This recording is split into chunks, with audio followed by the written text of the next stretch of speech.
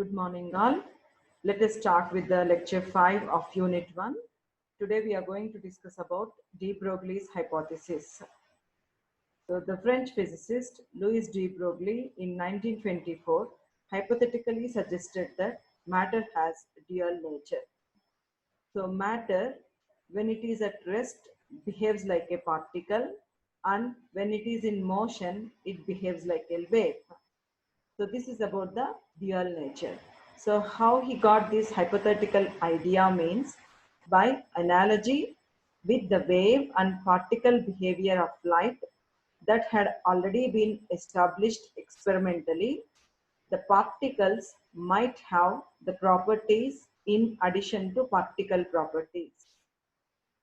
So in nature, the radiation and the light coexist with each other. So by that time, that is before 1924, Newton corpuscular theory and Huygens wave theory has suggested that light has dual nature. So based on that idea, Louis de Broglie has suggested that if light has dual nature, why not the matter? Matter might have the dual nature also. So since there is no proof for this, that's why we call it as hypothesis. But 3 years later, the wave nature of electrons was detected experimentally. So the de Broglie hypothesis was verified when the matter waves were observed in George Paget Thomson's cathode ray diffraction experiment and Davison-Germer experiment, which is specifically applied to electrons. So these two experiments have proved the existence of matter waves. And later, Schrödinger has given the mathematical proof for the existence of matter waves that we will discuss in the next class. So now the wavelength of these matter waves is derived on the analogy of radiation. So based on the Planck's theory of radiation, the energy of a photon is given by E is equal to h nu. And we already know that mu is equal to c by lambda, where c is the velocity of light and lambda is the wavelength of the photon, h is Planck's constant.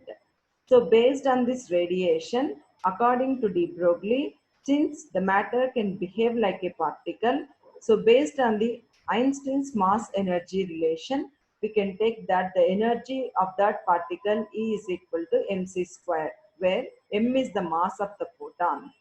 Now, since we have two equations for this E, where 1 and 2 equations, let us relate that hypothetically. So, mc square is equal to hc by lambda. And since we are interested to find out the wavelength of the matter waves, lambda is equal to h by mc square. So, we are equating this for the lambda. So, lambda is equal to hc by mc square. So, c gets cancelled. So, it is left over with h by mc. So if we take it as c is equal to v, where v is the velocity of the particle, and we know that p, the momentum, is equal to mass into velocity. So I can equate this equation as lambda is equal to h by p, where p is the momentum of the photon. Now, de Broglie proposed the concept of matter waves, according to which a material particle of mass m moving with the velocity v should have an associated wavelength lambda called as de Broglie wavelength, and lambda is equal to h by mv is equal to h by p. This is called as de Broglie's wave equation. So now we can say that matter has a dual nature and it has a wavelength of lambda is equal to h by mv, and the waves are called as de Broglie's wave equation, so also called as matter waves. So now wavelength is associated with moving particle and independent of the charge of the particles. So now if you see this figure, as we said earlier, if we take any particle, say for example, if we take an electron, when it is at rest, it behaves like a particle having a mass m and moving with certain velocity.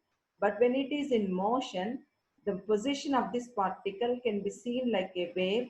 So on this wave is called as a de Broglie wave or a matter wave. So this particle is independent of the charge. That is what this point is, associated with the moving particle and independent of the charge of the particles.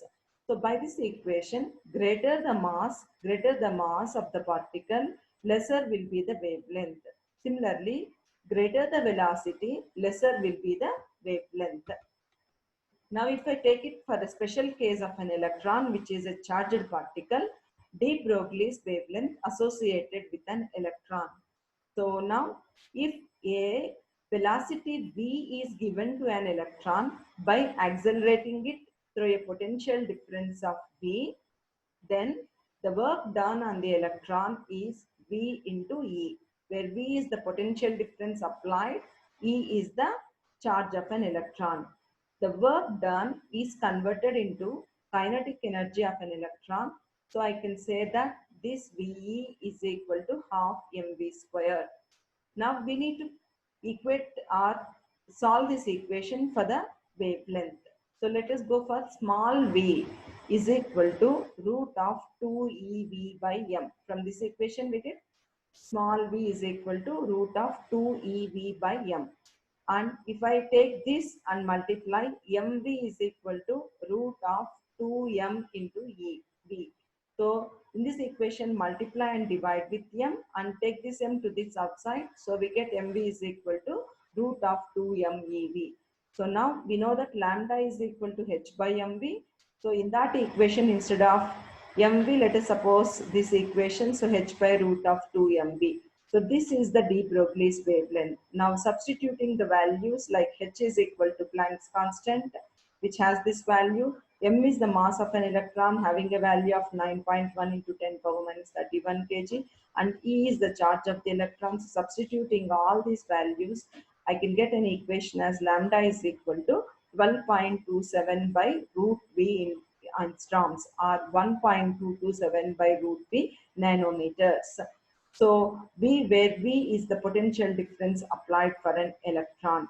So I can say that the wavelength of an electron completely depends on the potential difference that we apply. Now, the next topic is, what are the properties of matter waves? So the wavelength is lambda is equal to h by mv. Based on that equation, we will discuss about the properties of matter waves. According to de Broglie, a moving particle sometimes acts as a wave and sometimes as a particle. The wave associated with moving particle is called as matter wave or de Broglie wave, and it propagates in the form of wave packets with group velocity having a wavelength of lambda is equal to h by mv or h into p. Now the properties of matter waves are: lighter the particle, greater is the de Broglie wavelength. Then the faster the particle moves, means the velocity, then smaller is its de Broglie wavelength. Third point is, de Broglie wavelength of a particle is independent on the charge or nature of the particle. The matter waves are not electromagnetic in nature. The electromagnetic waves are produced only by the charged particles, but de Broglie waves are independent of the charge. So that's why they are not electromagnetic in nature.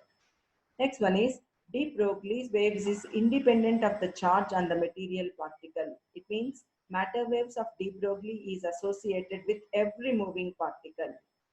Matter waves represents the probability of finding a particle in space. Matter waves are not electromagnetic in nature. And practical observation of matter waves is possible only when the de Broglie wavelength is of the order of the size of the particles. Next point is, electron microscope works on the basis of de Broglie waves. The phase velocity of the matter waves can be greater than the speed of light. So since so that's why we can say that de Broglie waves have a speed which is greater than that of the light. Matter waves can propagate in vacuum, hence they are not mechanical waves. And the number of de Broglie waves associated with nth orbital electron is n, and only those circular orbits around the nucleus are stable, whose circumference is integral multiples of de Broglie wavelength associated with the orbital electron. So these are all the properties of the matter waves. Thank you.